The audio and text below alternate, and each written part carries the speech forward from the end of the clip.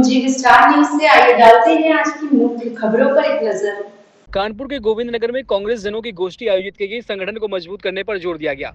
गोविंद नगर थाना क्षेत्र के अंतर्गत किदवई नगर विधानसभा में कांग्रेस पार्टी की महत्वपूर्ण गोष्ठी का आयोजन स्थानीय नेता अमिताभ भदौरिया के आवास पर किया गया। गोष्ठी का उद्देश्य संगठन को जमीनी स्तर पर मजबूत करना, आगामी राजनीति गतिविधियों को लेकर कार्यकर्ताओं को सक्रिय करना था। कार्यक्रम में वरिष्ठ कांग्रेसी नेता मनमोहन सिंह और दिलीप शुक्ला, श्यामदेव सिंह मौजूद रहे। अपने संबोधन में कहा कि वर्तमान समय में कांग्रेस पार्टी को मजबूत करने के लिए प्रत्येक कार्यकर्ता की भूमिका अत्यंत महत्वपूर्ण है। उन्होंने पार्टी की नीतियों और विचारधारा को जन जन तक पहुंचाने के लिए जोर देते हुए कांग्रेस जनों को एकजुट होकर काम करने का आह्वान किया है। गोष्ठी को संबोधित करते हुए अमिताभ भदौरिया ने कहा कि किदवई नगर विधानसभा क्षेत्र में कांग्रेस की स्थिति को सुदृढ़ करने और संगठनात्मक मजबूती आवश्यक है। उन्होंने कार्यक्रम में आपसी मतभेद बुलाकर पार्टी हित में कार्य करने का आग्रह किया।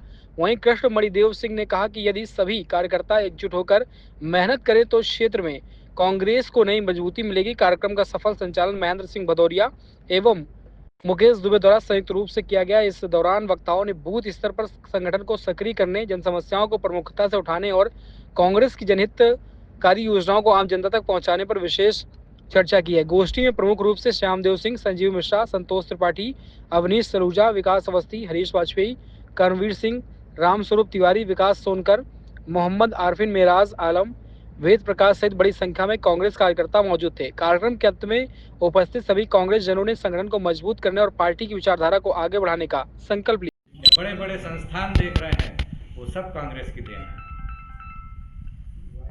कांग्रेस ने कितने बड़े लोगों के, बड़े नेताओं की शहादत कांग्रेस के नेताओं ने दी, देश को आजाद कराया। आज महात्मा गांधी जी के पद चिन्हों पे चलकर कांग्रेस के हर बड़े नेता ने देश को आगे बढ़ाया और देश की आज़ादी में अपना काम किया। आज मेरा केवल इतना उद्देश्य है कि हम सब एक होके कांग्रेस को आगे बढ़ाएं और कांग्रेस के लिए जीत हासिल करें, क्योंकि जो आज हमारा विपक्ष है वो विपक्ष येन केन प्रकारेण किसी भी तरीके से कांग्रेस को आने नहीं देना चाहता। लेकिन उससे हमें हारना नहीं है, हमें हार नहीं माननी है।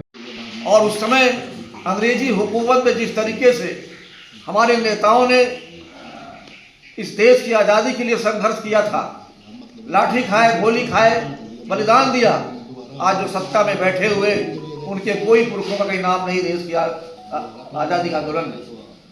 आज झूठ मूठ की बात करते हैं, ऐसे लोगों का नाम लेते हैं, महिमा मंडित करते हैं जो देश के विभाजन की बात करते थे। टू नेशन थ्योरी की बात करने वाले Savarkar ji, to nation theory की बात करने वाले जिन्ना जी, आज सावरकर जिन्ना जब गले मिलते थे हिंदुस्तान की बंटवारे की बात करते थे।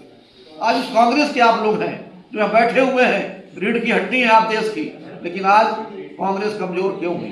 कांग्रेस के नीचे के कार्यकर्ताओं का बैठक थी जिसमें हम सब एक मंच पर आकर कांग्रेस को मजबूत बनाने का प्रयास है हम लोग। बैठक में क्या उद्देश्य क्या रहा? उद्देश्य यही रहा कि हम सब एक प्लेटफॉर्म पे आए और कांग्रेस पार्टी को मजबूत बनाएं। हमारा जो दक्षिण के क्षेत्र है, उस दक्षिण क्षेत्र के सारे जितने हमारे माननीय नेता, जितने एआईसीसी सदस्य, पीसीसी सदस्य, जितने हमारे वार्ड अध्यक्ष, सब इकट्ठा हुए और हम लोगों को एक रणनीति बनाई कि कैसे हम लोग अपनी विधानसभा और अपने शहर को मजबूत बनाएं। एसआईआर का इधर बहुत चल रहा है, उसके बारे में क्या कहना चाहिए? एसआईआर एक साजिश है। इससे पहले भी वोटर लिस्टों का पुनरीक्षण का और नए वोट पुराने वोटों के कटने का या बढ़ने का कार्य होता रहा, लेकिन भाजपा जिस तरह साजिश करके एसआईआर को चला रही है, 2 करोड़ कुछ वोट पूरे उत्तर प्रदेश से काटे गए।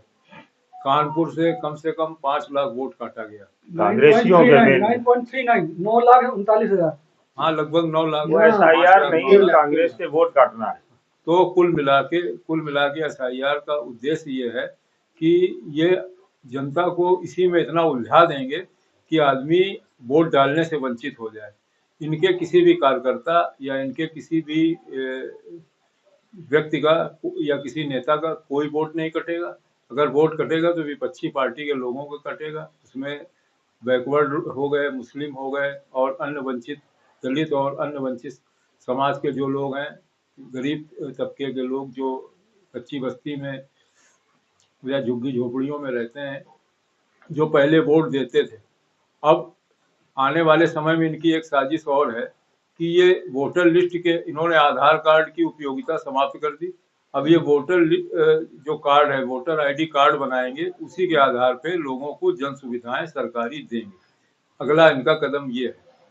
तो ये एक बहुत बड़ी सोची समझी साजिश है भारतवर्ष के गरीब और वंचितों को वोट के अधिकार से महरूम करने का इनका एक कुत्सित प्रयास है।